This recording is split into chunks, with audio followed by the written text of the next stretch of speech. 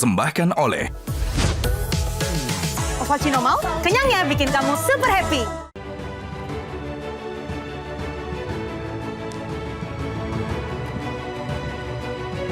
Selamat malam para pemirsa, ketemu lagi di Hot Room dengan saya, Hotman Paris.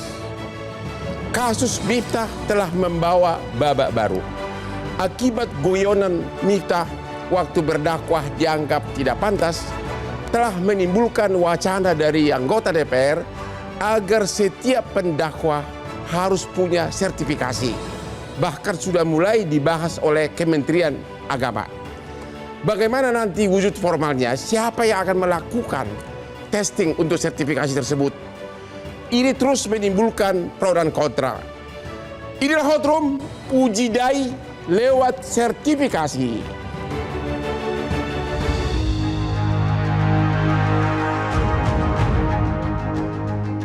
Isu sertifikasi juru dakwah kembali mencuat setelah tindakan Miftah Maulana Habibur Rahman atau lebih dikenal Gus Miftah dalam sebuah pengajian di Magelang, Jawa Tengah berujung masalah. Miftah dalam video yang menjadi viral tersebut terlihat mempermalukan penjual es teh bernama Sun Haji dan memakai diksi kasar. Anggota Komisi 8 DPR RI, Maman Imanul Haq, bahkan meminta agar juru dakwah memiliki kapasitas yang memadai untuk menyampaikan nilai-nilai keagamaan melalui sertifikasi. Selain itu, Menteri Agama Nasaruddin Umar juga mengungkapkan bahwa pihaknya tengah mengkaji usulan mengenai sertifikasi juru dakwah yang digulirkan DPR. Hal senada juga dikatakan Presiden Prabowo Subianto yang mempertimbangkan untuk menghidupkan kembali wacana sertifikasi bagi para pendakwah. Presiden Prabowo menegaskan bahwa sebelum langkah tersebut diambil, ia akan berdiskusi dengan berbagai pihak terkait, termasuk Majelis Ulama Indonesia dan organisasi-organisasi keagamaan lainnya. Lalu, siapa pihak yang berwenang menentukan kriteria sertifikasi? Dan bagaimana prosesnya? Apakah akan dilaksanakan secara adil dan transparan?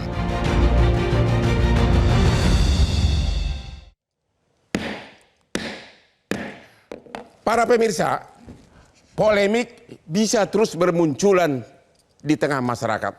Namun satu yang pasti, kamu harus menjaga kebugaran tubuhmu. Tiap minggu Hotman menerima kasus baru 3 perkara. Berarti 1 tahun ratusan perkara. Bahkan Pak Presiden kita Pak Prabowo 25 tahun jadi klien saya.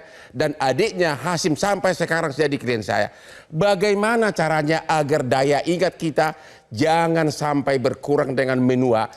Salah satu cara yang saya pelajari dari orang-orang adalah rajin minum kopi. Itulah makanya Hotman selalu minum kopi luwak hitam premium. Ratusan kasus bisa saya ingat. Belum lagi nama aspri saya hampir 500. Saya ingat semua. Inilah kopi luwak hitam premium. Kopi kesayangan Hotman. Halo anggota DPR Kang Maman melalui Zoom. Selamat malam Bang, mohon maaf nggak bisa hadir.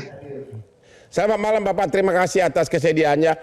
Boleh nggak diberitahukan ke pemirsa ini apa motivasi Bapak yang mengusulkan sertifikasi DAI?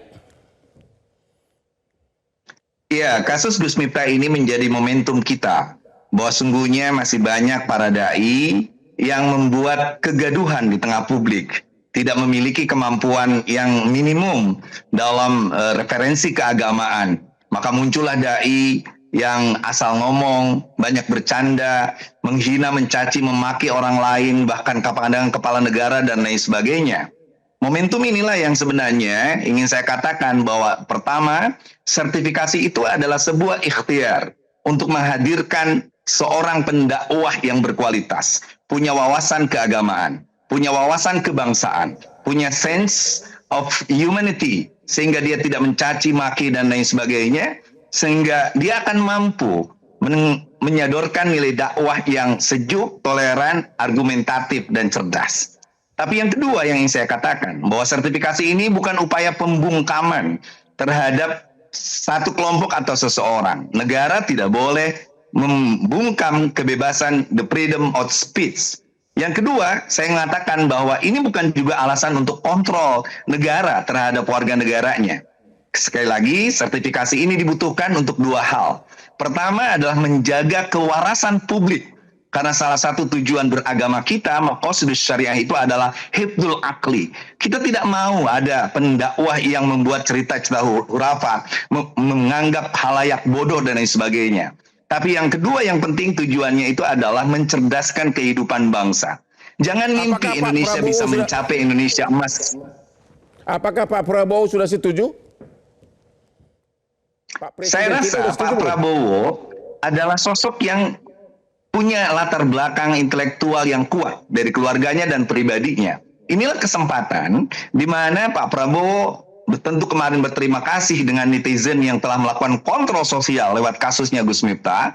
Tetapi ini menjadi momen juga agar siapapun orang, apalagi dia pejabat negara, untuk lebih hati-hati, untuk lebih memperlihatkan kualitas ceramahnya yang membangun.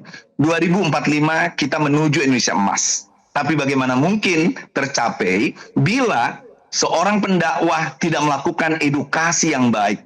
Dia malas melakukan literasi dan lain sebagainya. Sehingga kita tidak mungkin menjadi bangsa yang cerdas kalau para pendakwahnya itu tidak cerdas. Apakah sertifikasi ini hanya untuk pendakwa dari Islam menurut Bapak atau seluruh agama?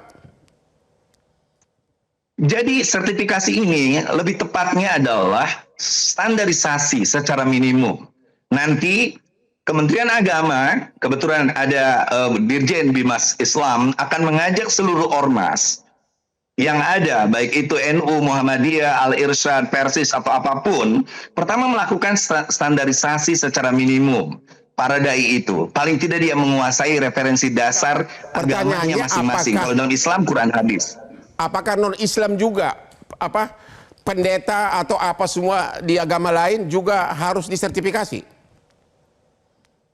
Saya rasa perlu, sehingga tidak ada orang yang melakukan caci maki, penghinaan terhadap baik secara internal. Quran misalnya menjelaskan wala tasubbul ladzina yad'una min dunillah. Jangan sekali-kali kita menghina sesembahan orang lain, karena itu akan berbalik arah. Mereka menghina Allah yang kita yakini. Itulah nilai bahwa sungguhnya agama itu harus saling menghormati, menghargai. Lakum dinukum waliyadin adalah bentuk toleransinya. Terima kasih Pak, nanti kita bertanya lagi. Bapak Kamarudin Amin, Dirjen dari Kementerian Agama. Apa kelanjutan dari wacana ini? Apa sudah ada pembicaraan resmi atau memang Pak Presiden sudah setuju atau bagaimana? Ya, Bang Hotman yang keren ya. Jadi begini, saya ingin menyampaikan pertama dulu bahwa sebenarnya Menteri Agama sudah membuat surat edaran tentang pedoman ceramah keagamaan yang untuk semua agama sesungguhnya. Untuk semua agama. Jadi itu sudah disampaikan bahwa misalnya seorang penceramah harus santun, harus menyejukkan, harus mendamaikan, harus menjadi teladan. Kemudian materi yang disampaikan harus betul-betul faham tentang agama yang moderat, kemudian memiliki wawasan kebangsaan, tapi itu paham tentang ternyata konstitusi. Itu sudah ada sebenarnya. Sudah ada, tapi jadi Kementerian Agama sudah membuat surat edaran tentang pedoman ceramah keagamaan. Yang kedua, Kementerian Agama sebenarnya sudah melakukan peningkatan kompetensi atau kapasitas penceramah. Ada 12.000 penceramah agama yang sudah kita training. Tapi Gus Miftah masih ada seperti Gus Miftah. Tidak ada yang bisa menjamin. Sertifikasi pun sebenarnya belum tentu menjamin seseorang. Sertifikasi tidak menjamin. Tidak bisa juga menjamin. Tetapi maksud saya gini, yang penting, yang substantif adalah kita harus memastikan bahwa kapasitas kompetensi penceramah itu harus kita usahakan bersama-sama ya, bukan hanya pemerintah, oleh masyarakat juga, civil society, ormas keagamaan dan lain-lain. Tapi wujud konkret dari usulan ini sudah ada atau baru wacana? Sudah ada, kami sudah mentraining 12.000. Enggak, sekarang ini loh, ini kan baru nih, uji dai lewat sertifikasi. Itu dia. Ini sudah ada, itu kan yang dulu, ya yang baru sudah ada belum dengan adanya usulan dari Kak Mamang dari DPR? Sedang kita diskusikan. Sedang didiskusikan. Jadi begini, sebenarnya sekali lagi bahwa yang paling penting bagi kita itu adalah penceramah ini harus kita pastikan kompetensinya, kapasitasnya. Pertanyaannya yang muncul dalam wacana ini adalah apakah dengan sertifikasi itu memberikan otoritas lisensi dan hanya orang yang berlisensi dengan sertifikasi itu yang boleh ceramah atau tidak. Ya harusnya begitu kalau memang ada sertifikasi begitu. Kalau seperti itu saya kira secara sosiologis, sosiokultural Indonesia mungkin masih agak berat ya, karena begini. Kita tahu Indonesia ini negara bangsa yang sangat multicultural ya, negara bangsa yang sangat besar, yang sangat luas. Kita punya itu 100.000 majelis talim. Majelis talim kita 100.000. Kita punya masjid itu 800.000. Jadi tentu butuh penceramah-penceramah nih. Dan kita harus bersyukur sebenarnya kepada penceramah, berterima kasih kepada penceramah selama ini karena mereka lah yang berhasil memberikan literasi kepada umat. Jadi menurut Bapak usulan ini nggak realistis? Bukan tidak realistis. Bukan tidak realistis, bukan tidak penting, sangat penting. Tetapi bagi kami yang paling penting adalah peningkatan kapasitas penceramah itu. Apakah penceramah harus berlisensi dulu, harus bersertifikasi dulu baru boleh ceramah? Nah ini yang harus kita kaji. Dan menurut saya untuk sementara ini belum tepat. Ya kita belum bisa mewajibkan. Jadi, tolong dijawab Bapak. Jadi menurut Bapak, apakah memang sertifikasi ini memang benar-benar diperlukan sekarang ini atau tidak perlu? Diperlukan dalam konteks memastikan kapasitasnya, bukan untuk memberi lisensi. Ya, jadi tidak bisa kita mengatakan bahwa seorang penceramah harus disertifikasi atau hanya yang certified penceramah yang boleh ceramah. Itu yang saya kira sementara ini masih berat untuk untuk konteks Indonesia yang sangat besar ya. Terima kasih. Ketemu lagi di Hot Room. Kita akan nanya nanti kepada Majelis Ulama Indonesia bagaimana dan harusnya bagaimana. Ketemu lagi di Hot Room.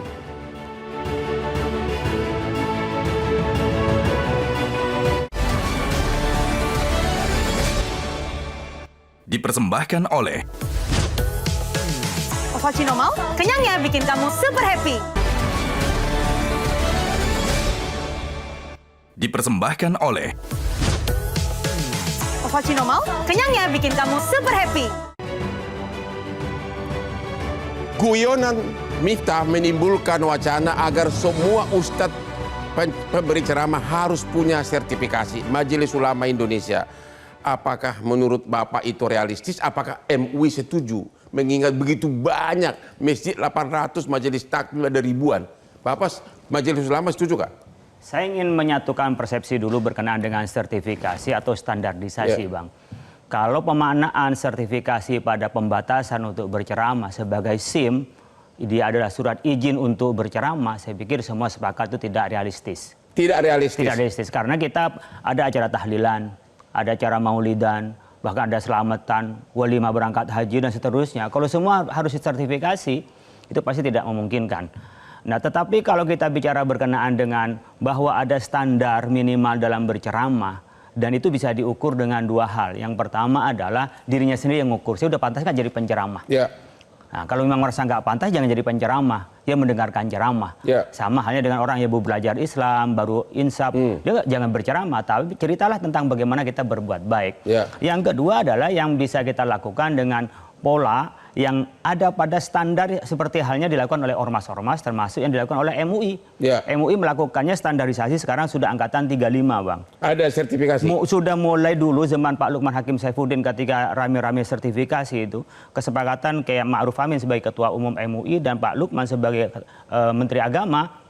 Kita sulit untuk melakukan sertifikasi, tapi kita melakukan standarisasi. Artinya ada standar bahwa orang yang bisa ceramah depan umum itu adalah orang yang punya kemampuan minimal. Kalau di MUI itu ada ukurannya ketika dia punya pemahaman wasatiyatul Islam, moderasi beragama itu, pemahaman agama yang benar, yang tidak ekstrem kanan ekstrem kiri. Kemudian dia punya kemampuan tentang wawasan kebangsaan dan agama. Tapi Miftah itu serba mampu, tapi akhirnya begini.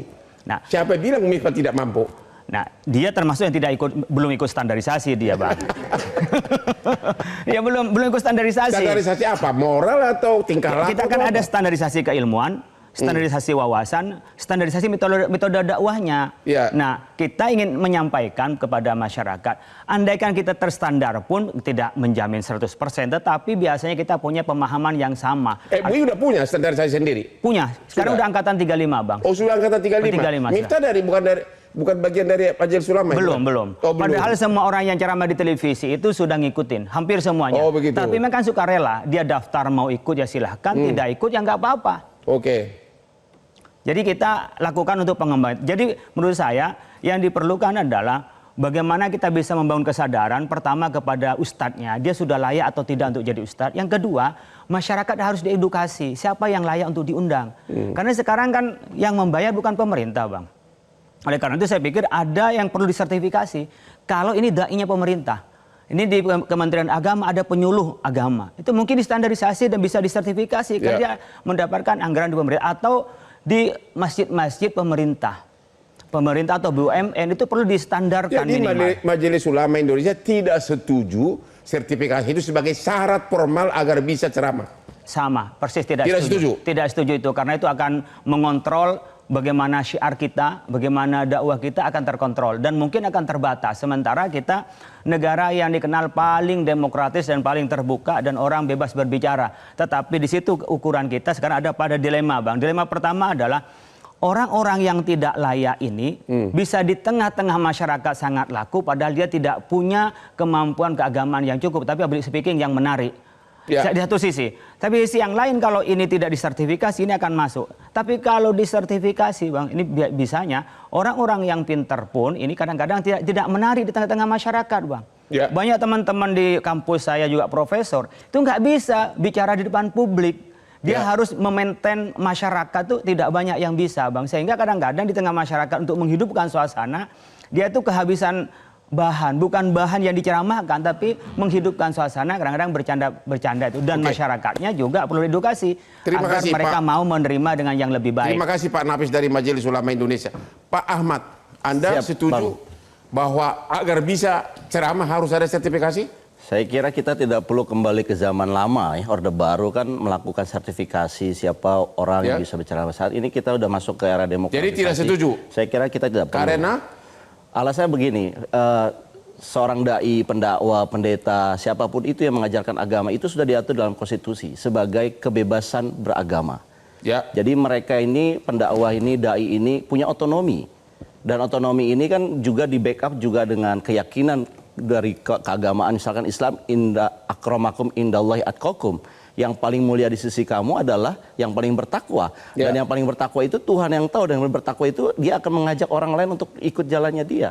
Jadi ini satu hal yang sebetulnya diatur oleh konstitusi kita. Tapi kenyataannya terjadi kasus Miftah. Gimana itu? Kalau kita melihat kasus Miftah ini, kita harus melihat kasus sebagai kasuistik. Kita nggak bisa bicara general. Kalau kita bicara Gus Miftah misalkan, kita mengenal sejarah perjalanan dakwahnya. Emang dakwahnya cukup unik. Dakwah di gereja, dakwah di klub-klub malam, dan mereka di klub malam. Di dalam arti mengajak orang untuk sadar gitu. Dalam arti ini unik ya. Saya ingin mengatakan bahwa Gus Miftah ini unik sehingga dia menggunakan juga bahasa-bahasa yang unik. Hanya saja ini kan kalau kita lihat kronologis ya, Bang. Ceramahnya Gus Miftah itu tanggal 20 November. Kemudian viral itu kira-kira 4 Desember. Jadi ada time lag dalam arti mungkin di komunitas saat itu apa yang disampaikan oleh Gus Miftah tidak bermasalah. Tetapi Gus Miftah dan para dai yang lain harus menyadari sekarang ini di era teknologi. Begitu dia di-setel di komunitas yang lain, di-setel oleh dalam ruang yang lebih besar lagi, ini kemudian menjadi satu kontroversi. Jadi bagaimana cara mengontrolnya agar jangan terjadi lagi Miftah yang lain? Ya, ini yang ingin saya sampaikan bahwa seorang pendakwa, dai, pemuka agama lain manapun yang kemudian tidak menyadari bahwa sekarang di dunia teknologi seperti ini, dia akan kena terjebak seperti Gus Miftah. Oleh karena itu perlu penyadaran bahwa mereka itu hidup di ranah yang sudah global sehingga narasi-narasi yang disampaikan tidak lagi bersifat tergantung konteks sosial dan budaya masyarakat itu, tapi dia harus bersifat universal. Dan saya kira ini harus diperhatikan dan saya setuju kalau ini bukan dibuat sertifikasi, tapi dibuat pembinaan berdasarkan organisasi keagamaan yang diikuti masing-masing.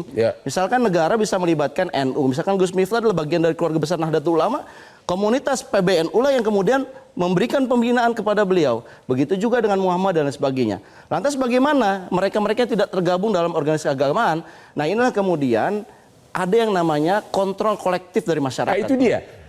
Apa yang di guyonan Gus Miftah ini ternyata sudah terlalu sering. Kok nggak ada yang mengontrol atau memprotes atau mengingatkan beliau? Nah ini yang saya bilang sekarang ini ternyata masyarakat kita sebetulnya sudah cukup dewasa, ya. Terutama masyarakat yang melek teknologi. Mereka melihat, loh, ini ada kesadaran kolektif kan? Yang dibangun kemarin itu karena ada kesadaran kolektif ini tidak benar. Dan saya kira kesadaran kolektif ini jangan dibiarkan dalam arti ini kekuatan. Artinya selain yang namanya sertifikasi formal, kita juga punya kesadaran kolektif yang terus harus kita pupuk supaya dia semakin kuat. Saya setuju dengan Kiai Khalil misalnya mengatakan, ini masyarakat punya kontrol sendiri kok. Kalau misalkan para dai-dai ini dianggap memecah belah, tidak setuju dengan kemajemukan, mereka juga nggak ada yang akan... Terima kasih. Pak Henry Satrio, apakah yang ditakutkan adalah ini untuk mengontrol, membungkam secara politik? Ya akhirnya nanti ditakutkannya ke arah sana. Tapi kan gini ya, kalau case-nya Gus Miftah ya, kita kan harus juga membedakan antara Gus Miftah sebagai penceramah dengan utusan khusus Presiden Prabowo. Ya. Menurut saya, case Gus Miftah ini mencuat karena dia ada label lain. Ya. Utusan khusus Presiden Prabowo. Sehingga pada saat dia menyampaikan kata-kata tidak pantas, itu ranahnya langsung dihubungkan dengan karisma dan wibawa Presiden Prabowo. Ya. Kenapa saya katakan demikian? Tadi kan Bang Hotman sudah mengatakan, sebelumnya nggak apa-apa. Jadi memang begini Bang, penceramah itu kadang punya komunitasnya sendiri-sendiri. Misalnya Bang ya, saya bicara di komunitas Kenduri Cinta. Ya. Itu kita punya bahasa sendiri Bang. Mungkin beberapa hal yang lucu atau kocak ya di komunitas tersebut diterima lain. Jadi Anda mau mengatakan guyonan Gus Miftah itu dapat dibenarkan sesuai dengan sikon dan tempat? Ya kan selama ini kan tadi Abang menyampaikan selama ini nggak apa-apa karena memang komunitasnya menerima Ya, itu. saya pernah syuting sama beliau. Nah itu dia komunitasnya menerima itu dan dianggap biasa-biasa aja. Tapi pada saat dia memegang label lain itu ternyata jadi masalah. Nah menurut saya yang tidak disadari Jadi oleh kontrolnya Gus Miftah, gimana coba? Anda tidak setuju sertifikasi? Nggak, kalau itu nggak setuju. Nggak saya. setuju? Nggak setuju. Jadi gimana untuk mencegah timbul lagi Miftah yang lain? Nggak, saya rasa sosok penceramah. Ini kan sertifikasi ini Bang, munculnya kan awal-awal gara-gara ada isu radikalisme waktu itu. Ya. Sehingga perlu nih ada sertifikasi supaya tidak ada konten-konten radikalisme disampaikan oleh penceramah. Kemudian kan isu itu hilang. Ya. Sehingga apa yang dilaksanakan oleh MUI selama ini ya berjalan aja sedemikian mestinya gitu ya, jalan-jalan aja. Nah, saya kembali lagi, bagaimana mengkontrolnya? Itu Bagaimana? Kontrolnya itu ada di komunitas Bang. Pada saat dia melanggar aturan komunitas itu, pada saat dia melanggar komunitas di masyarakat itu, pasti dia tidak akan dipanggil lagi. Pasti dia tidak akan dipanggil lagi. Selama ini nggak ada yang ngontrol Gus Miftah? Ya makanya kan dia diterima-terima aja kan. Tapi pada saat dia punya label, maka itu jadi memberatkan dia.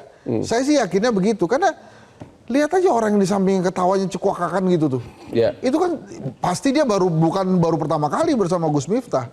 Dan beberapa peserta yang lain kan juga ketawa. Hanya memang pada saat dia menyandang label utusan khusus Presiden Prabowo dan muka Pak Sun Haji waktu itu yang membawa ST itu sangat memelas, itu kan menimbulkan Jadi rasa Anda empati. mau mengatakan hanya karena label dia sebagai utusan khusus Presiden makanya disorot gitu? Iya, karena kalau menurut saya komunitas itu memang sudah jadi komunitasnya Gus Miftah. Tapi jadi, pantas sih nggak goyonan seperti itu? Ya nggak pantas Bang. Tapi lagi-lagi kan saya bilang pantas tidak pantasnya itu sangat tergantung dari komunitas yang menerima. Ya. Setiap komunitas itu berbeda-beda dan setiap komunitas misalnya nih Bang ya, yang lucu cuma sampai hari ini oke-oke aja dan banyak didengarkan siapa? Gus Baha misalnya. Terus kemudian UAS misalnya. Itu kan kita dengerinnya juga enak-enak aja. Karena kita berada di komunitas itu, kita Tapi mau maklumi dan dengar. setuju nggak goyonan Gus Miftah terlalu ekstrim? Terlalu ekstrim, Bang. Terlalu kan? Terlalu ekstrim. Buat orang-orang yang tidak berada di komunitas itu, gitu ya. Kaget. Malah ada yang bilang karena kurang cantik jadi apa? Aku lupa itu. Oh iya itu Bang, saya nggak mau ngomong, ntar saya yang diprotes lagi. Karena kurang cantik cocoknya aja. Kalau dia cantik jadi apa itu? Ya itulah. Aku nggak berani ngomong. Oh, iya, kalau Abang kan punya imunitas, saya enggak. Oke Kang Maman, sebentar lagi akan minta pendapat apa? 3 dari narasumber ini menentang usulan Bapak untuk sertifikasi. Temu lagi di Hot Room.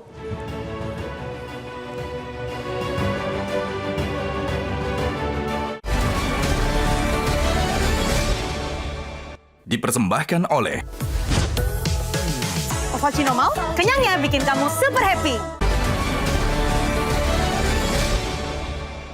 Dipersembahkan oleh Ovaltino mau? Kenyangnya bikin kamu super happy.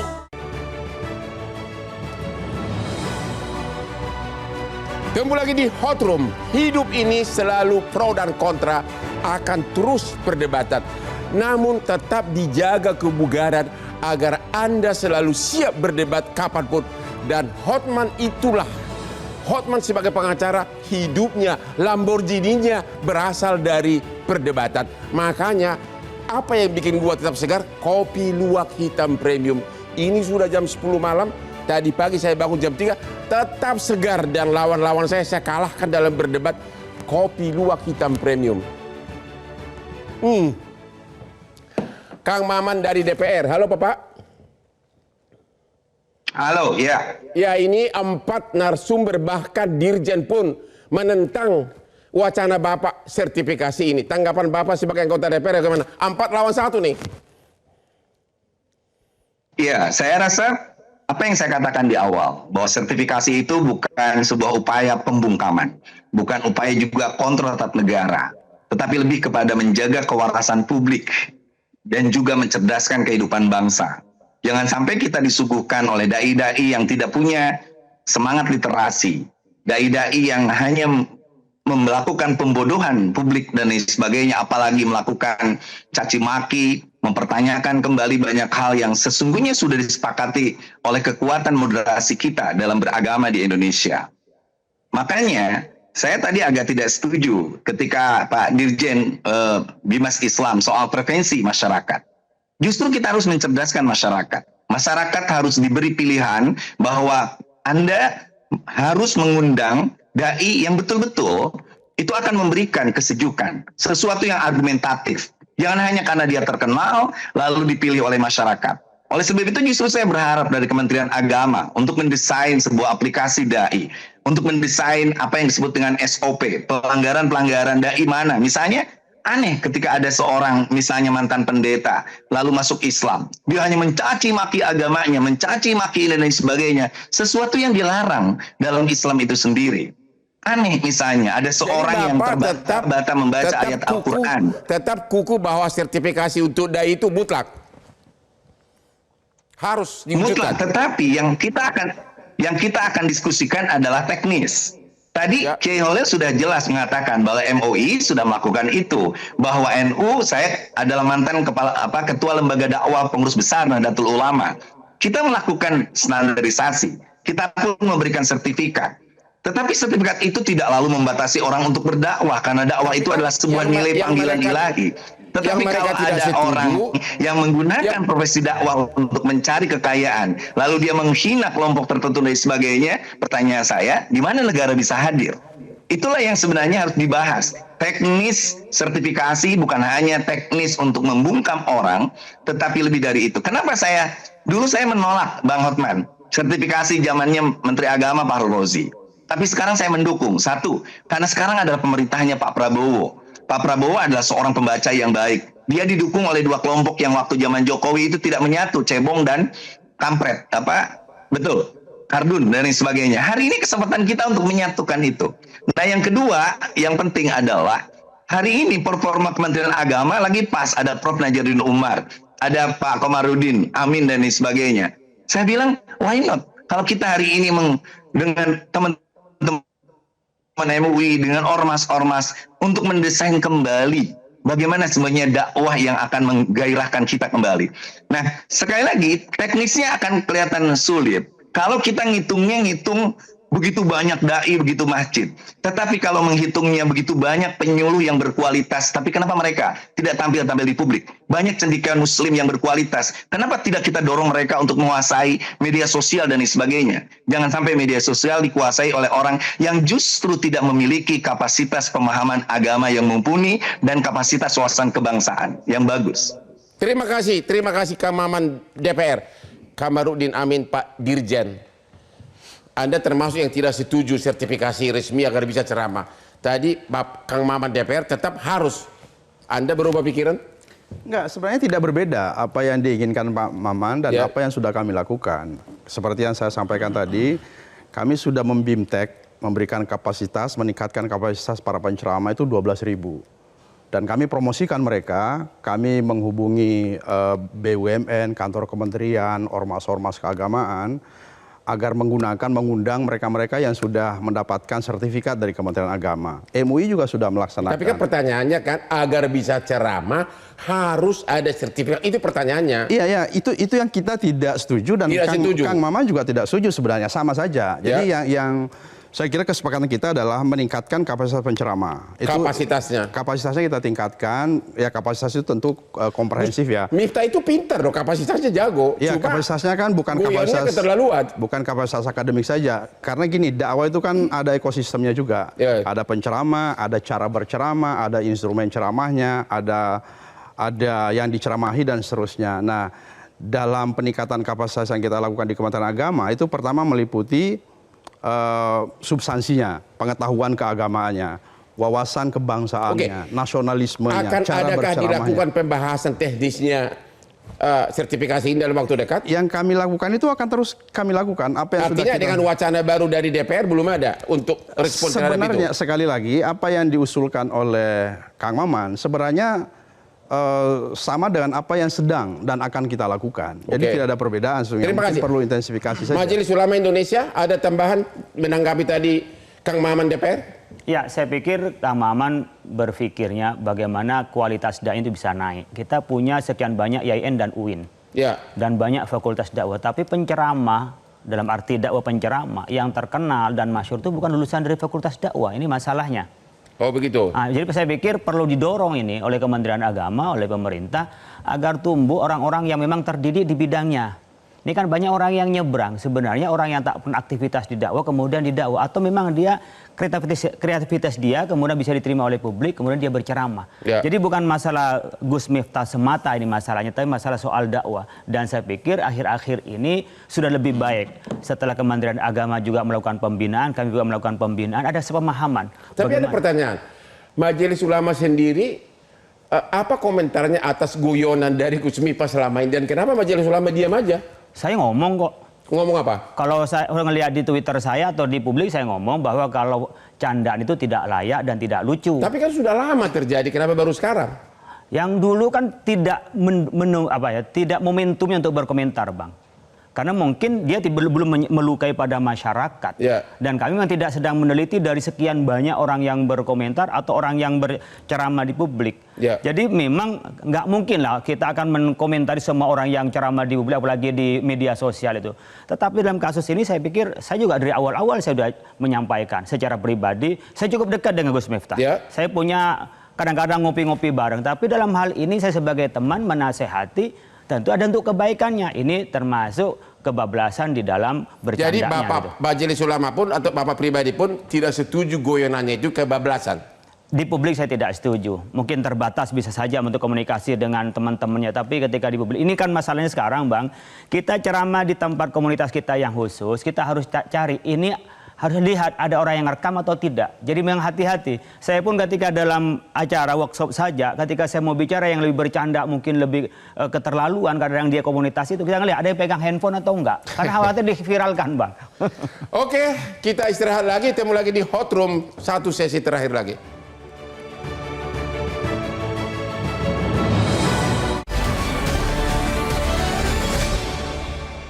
Dipersembahkan oleh Ovaltino mau? Kenyangnya bikin kamu super happy. Dipersembahkan oleh Ovaltino mau? Kenyangnya bikin kamu super happy.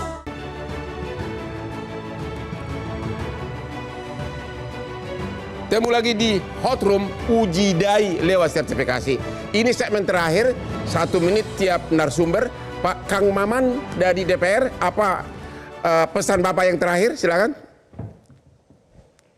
Yang pertama tentu kita punya kewajiban untuk meningkatkan kualitas para dai dengan apapun caranya, dan itu kita serahkan kepada MUI, kepada lembaga-lembaga ormas keagamaan. Tetapi yang terpenting adalah bahwa ketika seorang seperti Gus Miftah yang selama ini kita kenal sangat dekat dengan kalangan marginal, kadang-kadang melakukan dirty jokes seperti itu, tapi dia pindah makom atau tempatnya, maka ada kaidah yang selalu diajarkan Kiai Khalil itu, likuli makal makam, likuli makom makal.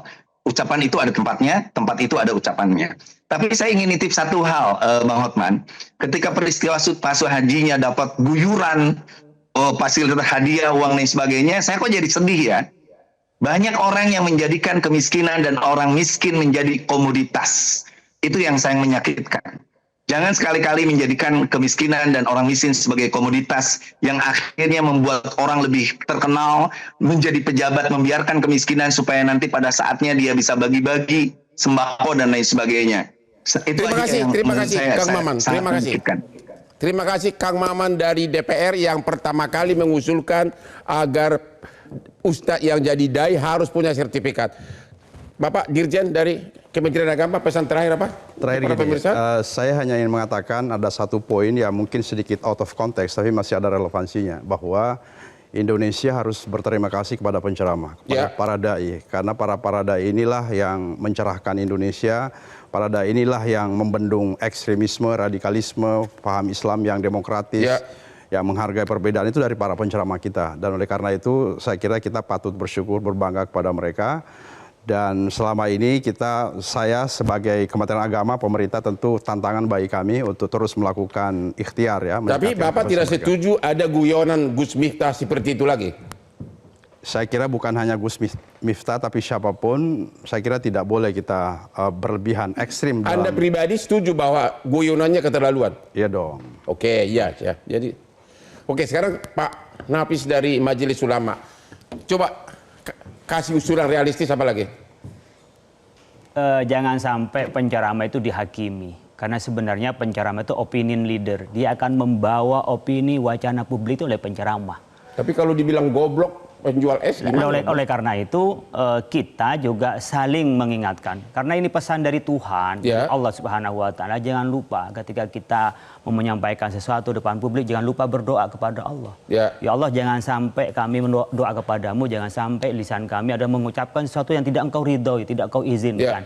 Sehingga pada jalan yang benar. Karena kadang-kadang kita kepleset, kadang-kadang merasa harus asik dan seterusnya, kelupaan Bang. Jadi saya juga sering, karena ceramah juga di sini ngisi hasanah di Metro TV, itu sering berdoa dulu Bang, dan selalu itu karena takut kepleset. Oleh karena itu ya kita berusaha bagaimana dai ditingkatkan kualifikasinya dan kualitasnya dan kompetensinya, dan lembaga-lembaga yang mencetak dai kita dorong untuk dia bisa banyak mewarnai di Republik ini, bukan orang yang tiba-tiba jadi, dan meskipun orang jadi pun juga tidak ada jaminan kecuali kita diizinkan oleh Allah. Tapi Majelis Ulama Indonesia sampai saat ini tetap tidak setuju bahwa untuk bisa ceramah para ustadz harus ada sertifikasi, tidak setuju. Majelis Ulama tidak setuju kalau itu jadi SIM, surat izin berceramah dengan cara sertifikasi. Tapi kami setuju dan kami berusaha akan kita lanjutkan umpamanya dari standarisasi menjadi sertifikat kompetensi. Tidak setuju karena tidak realistis atau karena apa? Tidak setuju karena itu akan mengekang terhadap kebebasan kita, menghilangkan syiar agama, kemudian kita akan tidak banyak orang yang mendapat pencerahan dari para penceramah karena terbatasnya tempat itu. Tetapi kami mungkin mendidik seperti standarisasi, nanti juga bisa bersertifikat. Nggak apa-apa kita masuk ke LSP, lembaga sertifikasi profesi, tetapi tidak menjadi syarat. Tapi untuk mengukur kompetensi nggak ada masalah Bang. Oke, terima kasih Pak Ahmad Nur. Saya nanya sedikit boleh nggak? Ya silakan. Kalau ada standarisasi ongkos atau biaya bayaran dari penceramah, setuju nggak? Karena kan ada yang kecil banget, ada gede banget. Jadi kayak nggak seimbang gitu. Di dalam kami, di metode dakwahnya itu ada pedoman umum bagi kita semua, dan bagian dari kode etiknya penceramah, tidak boleh menentukan tarif. Tapi dikasih tarif berapapun silahkan. Karena masyarakat juga tanpa tarif udah ngerti kok. Realitasnya gimana? Realitasnya ada yang dikasih sedikit, dikasih banyak. Tapi kalau dari kami, kalau dikit nggak datang lagi yang kedua. Kita tetap datang Bang. Kalau ceramah-ceramah agama, kecuali memang orang yang beda ya, bukan agama. Tapi kalau ceramah tetap datang. Jadi sebenarnya penceramah itu diundang aja sudah senang. Tapi memang nggak ada tarif resmi, nggak ada ya? Tidak ada Bang. Kalau kami. Gimana? Udah puas? Puas. Oke. Nah, Jangan apa? Saya sudah puas itu, tapi saya mau komen boleh nggak? Ya silakan. Nggak, kalau sebetulnya sih kan gini. Salah satu hal ya, kalau misalnya ada sertifikasi itu, kalau mau ada standarisasi itu, menurut saya standarisasinya harus menyeluruh. Bukan cuma tentang kapabilitas, tapi juga tentang berapa sih umat harus bayar gitu. Minimal berapa, standarisasi maksimal tarif, berapa. gitu. Karena begini Bang, kan banyak ustadz-ustadz hebat, umat tuh takut loh ngundang. Mesti bayar berapa kita? Iya. Jadi karena ketakutan mesti bayar berapa itu, jadi ilmunya itu tidak tidak mendapatkan kesempatan yang sama untuk mendengarkan hal-hal baik Artinya dari si tarif pun ustadz perlu itu. ditertibkan begitu. Iya, jadi maksud saya kan misalnya ada yang dibayarnya sampai ratusan juta. Itu kan umat uangnya dari mana? Ya, tapi itu kan Uangnya dari mana? itu kan kenyataan di Itu masyarakat. mau biasanya gimana? konsekuensi disertifikasi. Oh. Karena bersertifikat maka tarifnya sekian. Ketika sertifikat A maka tarifnya sekian. Maka menghindari itu kita cukup standarisasi. Gimana Pak Ahmad Nur? Ya, saya kira sangat berbahaya ketika negara ingin mengendalikan para pendainya, Ya. para pendakwanya. Kenapa? Karena negara itu, saya tadi mengutip Pak Kang Maman bilang, waktu zaman Pak Jokowi beliau nggak setuju, tapi zaman Pak Prabowo sekarang jadi setuju. Sebetulnya dalam kebijakan publik siapapun pemimpinnya, kita harus menggunakan rasionalitas. Karena rasionalitas itu yang membuat kita konsisten. Ya. Makanya mau di zaman apapun saya kira ini bukannya zamannya lagi kita kembali ke masa lalu di mana negara punya favor tertentu, punya favorit tertentu kepada para dai dengan karakter tertentu. Ya. Saya kira agama juga mengatakan membuka istihad sebesar-besarnya. Jadi yang pertama itu, yang kedua, kalau sertifikasi ini seperti sertifikasi guru yang beririsan dengan Ya, gaji. honornya dan gajinya, boleh-boleh saja. Nah, ini kan para pendakwa, pendeta yang menerangi umat, ini kan tidak ada yang bayar selain Tuhan, begitu loh. Jadi saya kira... Jadi Anda tetap berpendapat bahwa tidak setuju sertifikasi sebagai syarat formal agar bisa berdakwah. Dan itu berbahaya kalau itu dijadikan syarat formal. Berbahaya. Berbahaya. Mengenai tarif perlu nggak ditertibkan? Nah, ini Ada SK Menteri gitu loh. para dai juga ini harus menyadari ya bahwa kalau mereka cari nafkah dari jualan agama itu dosa besar malah. Jadi saya kira para dai juga harus membuka selebar-lebarnya. Saya setuju dengan Pak Khalil sampaikan. Para dai itu ikhlas saja, rezeki sudah diatur sama Tuhan. Jadi nggak perlu ada tarif-tarif tertentu. Oke, kita harus akhiri acara ini. Sebagai kesimpulannya malam ini, 4 dari narasumber menentang sertifikasi dai sebagai syarat untuk berdakwah. Kita nanti tunggu Kang Maman dari DPR, apa akan terus berjuang atau tidak. Inilah Hot Room, jangan lupa menonton Metro TV setiap hari Rabu jam 9 malam dengan hostnya yang sangat lumayan. Kita mulai. Silakan Pak, silakan Pak. Silakan Pak.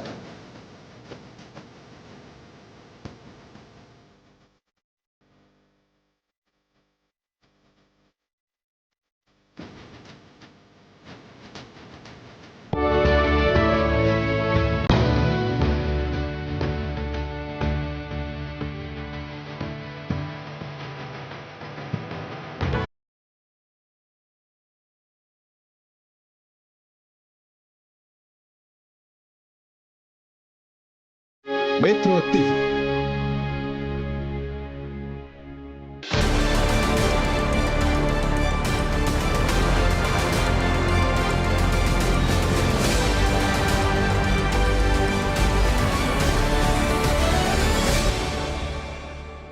Dipersembahkan oleh